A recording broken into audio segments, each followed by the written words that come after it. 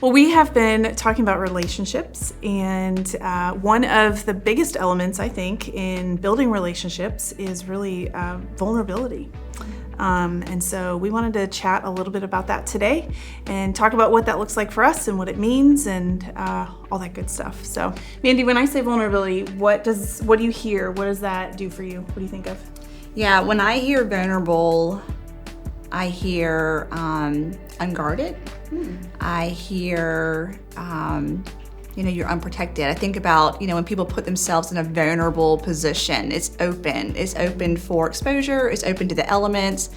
So when I hear vulnerable, I hear unguarded. What do you hear when you hear unguarded? That's a really good word for it. Exposed, I think, is the word that I think of. Yeah, just standing there and you have nothing separating you and this other person or these other people.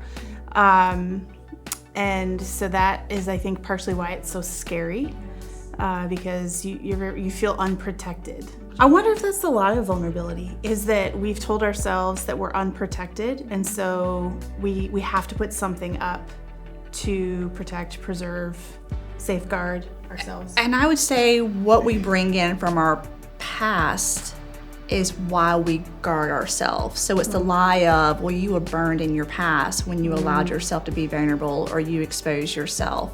So why would anything change now? It is scary. It's a craving because we do want to be vulnerable because we know when we're vulnerable we're known, but it is scary because when you're unguarded, the jabs can come. Yeah. And so, we have this tendency to guard up. But I agree with you. I think that there is this lie that says you have to remain guarded because perhaps you have been hurt in your past or you're afraid to get hurt, in your present. I think of like rock climbing. If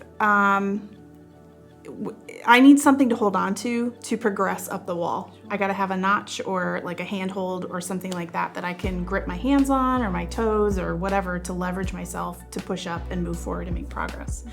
So when you think of a relationship, and if we're trying to make progress to go deeper in this relationship together, I gotta have something that I can and you have to have something that you can hold on to move forward, or in this case, up.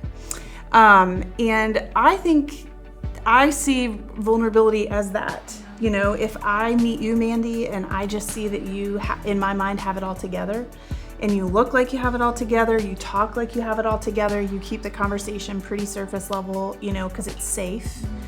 To me, that is that's like a flat wall, I don't really know what to hold on to move forward. But when you start to tell me, well, I struggle with this, or I'm really wrestling with this right now, or I've done this or thought this, or whatever the case may be, that gives me something to say, oh, me too. I've struggled with that too, or I thought that about myself too, or I'm insecure here, or whatever the case may be. Now what happens is, to that flat wall, we've added some places where I can hold on, and I can climb, and I can go higher, and we can go deeper because you've been vulnerable. So now I feel more safe to return that. And so now we're making a connection, and now we have traction, and we can move forward. Do you know what I mean? I love that. So that's sort of what I see it as. And I think that of course it's awkward and it's scary. But the place that we all really truly desire to be, which is the place of being seen and being known and being loved, is a place that is not a paved road. It's you know what I mean? It just requires something from everyone. And you have to take the risk, and you do that with wisdom, right? You don't just tell everyone everything. I don't know that is anyone's best move, and I think actually sometimes that can harm a relationship if you share too much too soon. So there's wisdom involved in it.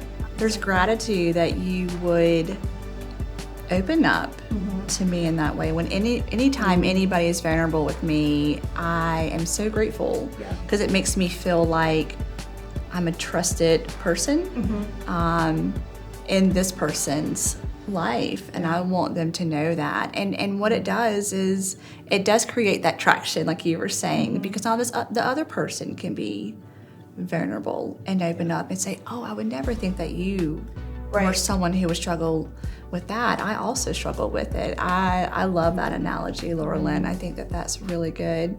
And like you said, wisdom and grace and gratitude, these are things that come from that birth from that, and that relationship, I believe, can continue to grow.